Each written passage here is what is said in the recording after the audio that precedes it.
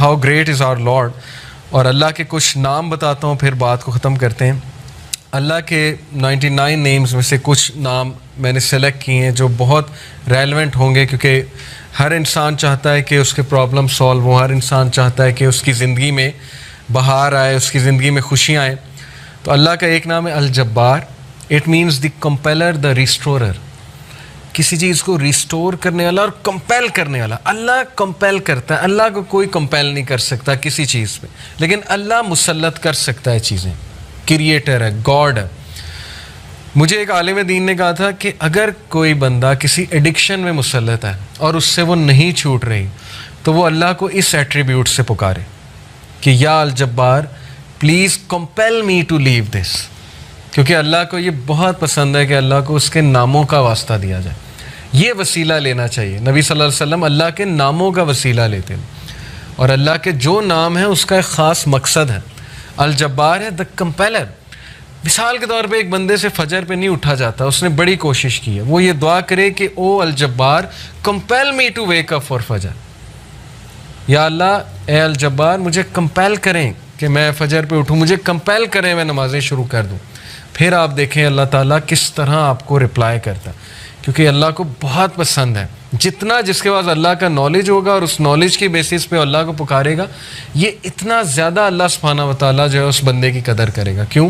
क्योंकि उस बंदे के पास अल्लाह के नामों का इल्म है। आपको पता है सुलेमान अलैहिस्सलाम का जो एक दरबारी था, वो जिन ने कहा था ना मैं ले आऊँगा तख्त, लेकिन वो जो दूसरा था उसने कहा मैं पलक झपकने में ले आऊँगा, और वो बंदे के पास अल्लाह के नामों का इल्म था। ये खैर डिस्कशन कहीं और चली जाएगी, वो फिर सूफ़ीज़म आ जाती है इसमें सारी। सूफ़ीज़ बहुत सी बातें करते हैं, खैर हम उस साइड पे नहीं जाएंगे।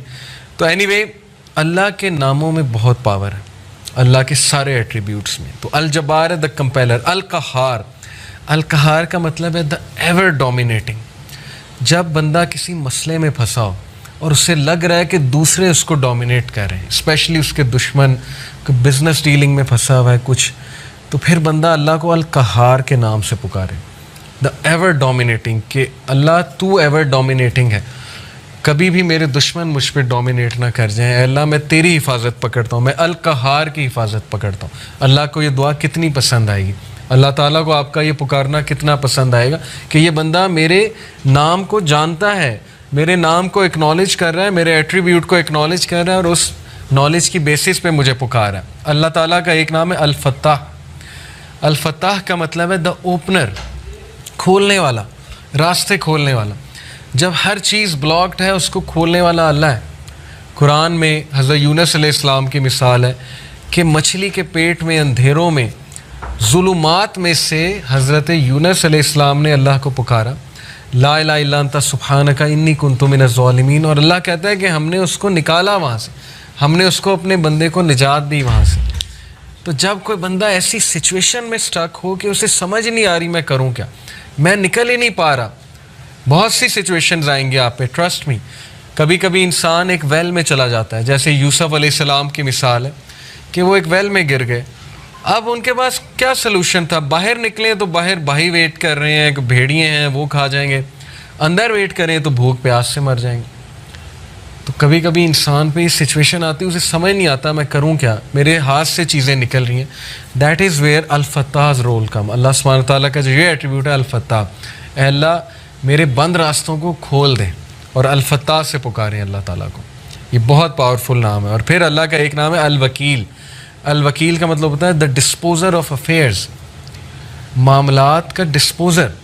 हर चीज़ अल्लाह की कोर्ट में जाके इजाज़त लेती है, फिर एक मामला होता है।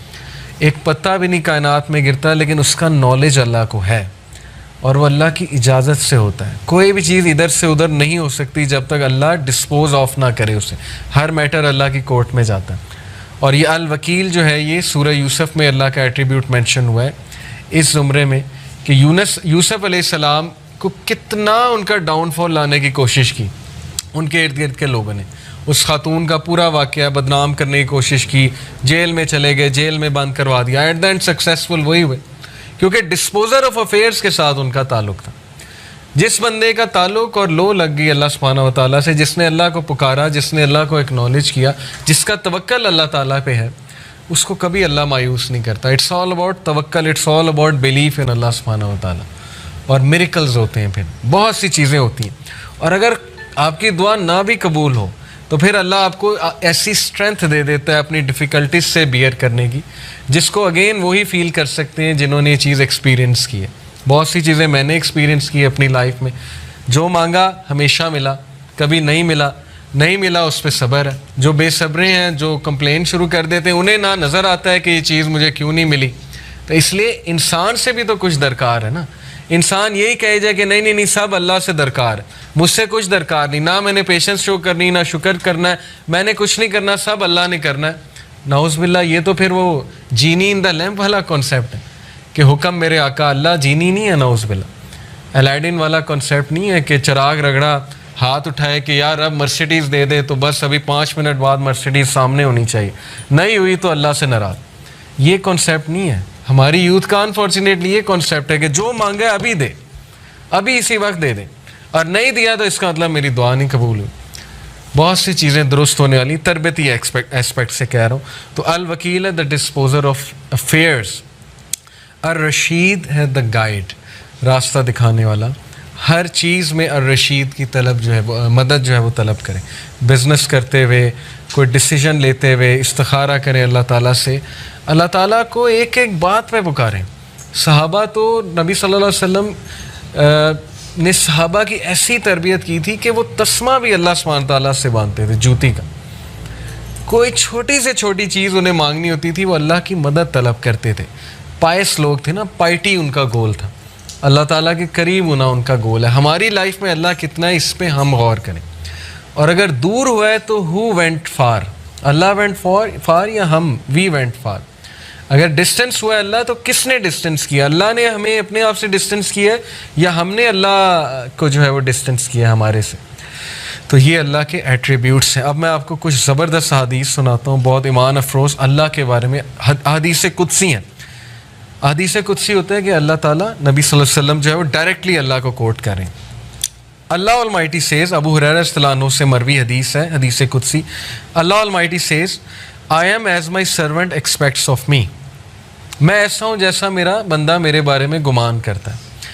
I am with him as he remembers me, if he remembers me in himself I will remember him in myself. अगर वो मुझे अपने आप में याद रखता है तो मैं उसे अपने आप में याद रखता हूँ। इमेजिन करें, जो बंदा अल्लाह को पुकारता है, याद रखता है, दिल में अल्लाह से बातें करता है, या नमाज में बातें करता है, या वैसे ही हाथ उठा के अल्लाह से दुआ करता है, अल्लाह ताला उसको रिस्पॉन्ड भी करता है और अल्लाह उसको याद भी करता है। If he mentions me in a gathering I will mention him in a greater gathering. We are lucky. आप लोग बाय कोइंसिडेंस यहाँ नहीं आए। लोहे महफूज में creation of havens and earth से 50,000 साल पहले ये सीन लिखा हुआ है। दिस इज़ तकदीर, ओके, द डिवाइन डिक्री। तकदीर के बहुत से लेवल्स हैं, 5 लेवल्स हैं। दो हाईएस्ट लेवल है वो है द डिवाइन डिक्री। लोहे महफूज में हम सब का यहाँ बैठना लिखा था, आप सब के नाम दर्ज थे, और ये सादत दर्ज थी कि ये लोग बैठ के अल्लाह की बात करेंगे और ये लोग बैठ के अल्लाह को याद करेंगे। तो अल्लाह कह रहा है कि जो मुझे गैदरिंग में याद करता है, मैं उसे उससे बेहतर गैदरिंग में याद रखता हूँ। अब देखिए, हम यहाँ अल्लाह की बात कर रहे हैं, अल्लाह की हम बयान कर रहे हैं। इंशाअल्लाह मेरा बिलीफ है अल्लाह हमारी बात वहाँ किसी बेहतर, इससे बहुत बेहतर गैदरिंग फरिश्तों के साथ, अब अल्लाह आलम। लेकिन ये कि अल्लाह ने गारंटी दी है कि जो कोई मुझे मेंशन करता है किसी गैदरिंग में, मैं उसे मेंशन करता हूँ इससे ग्रेटर गैदरिंग में। When he draws near me by the span of his hand, जब वो मेरे करीब आता है एक हाथ के फासले के, तो यानी इतने डिस्टेंस के, एक स्टेप लेता है। I draw near him by the length of a cubit, तो मैं 1 मीटर या 1 क्यूबिट के फासले से उसके करीब आता हूँ। ये एक मेटाफोरिकल बात है कि जब तुम पहला स्टेप लेते हो तो अल्लाह ताला उसके रिटर्न में डबल द स्टेप्स या 10 टाइम्स स्टेप लेता है। साबित क्या हुआ कि हमें शो करना पड़ेगा अल्लाह को कि मैं आना चाहता हूँ आपकी तरफ। हमें ये शो करना पड़ेगा कि अल्लाह मैं चाहता हूँ बेहतर बनना, मुझे गाइडेंस चाहिए, मुझे अच्छा बनना है, मुझे पर्पज़ ऑफ लाइफ समझ आ गया कि piety is the purpose of life, नेक बनना है, परहेजगार बनना है, मुझे अपनी खामियों को दूर करना है। ये शो करना पड़ेगा अल्लाह को। जब हम 1 स्टेप लेंगे, अल्लाह ताला 1 हैंड के बराबर कदम लेंगे, अल्लाह 1 क्यूबिट के मुताबिक हमारे पास आएगा। और फिर कहा When he draws near me by the length of a cubit, और जब वो एक length of a cubit मेरे करीब आता है, I draw near to him by the length of a fathom, तो मैं इससे भी ज़्यादा लेंथ से, एक फैथम के लेंथ से उसके करीब आता हूँ। क्या साबित हुआ कि अल्लाह ताला आपसे ज़्यादा ईगर हैं आपके करीब आने में, लेकिन you have to show him, free will है ना। अगर वैसे ही हर बंदे को हिदायत आ जाए, यहाँ पे कोई बचे ही ना अल्लाह का मुनकिर, तो फिर वो कल को ये कहेंगे जी कि फ्री विल ही नहीं दी थी, हम रोबोट्स थे, हमें तो बस वो एक रोबोटिक वो बनाकर भेज दिया था कि बस मेरी इबादत करो। तो कितनी खूबसूरत बात है कि तुम शो करो और फिर देखो मेरे आगे से क्या रिस्पॉन्स आता है। अपनी फ्री विल से आओ और फिर देखो मैं आगे से कैसे रिस्पॉन्स करता हूँ। When he comes to me walking I come to him running, जब वो मेरी तरफ पैदल चल के आता है मैं उसकी तरफ भाग के जाता हूँ।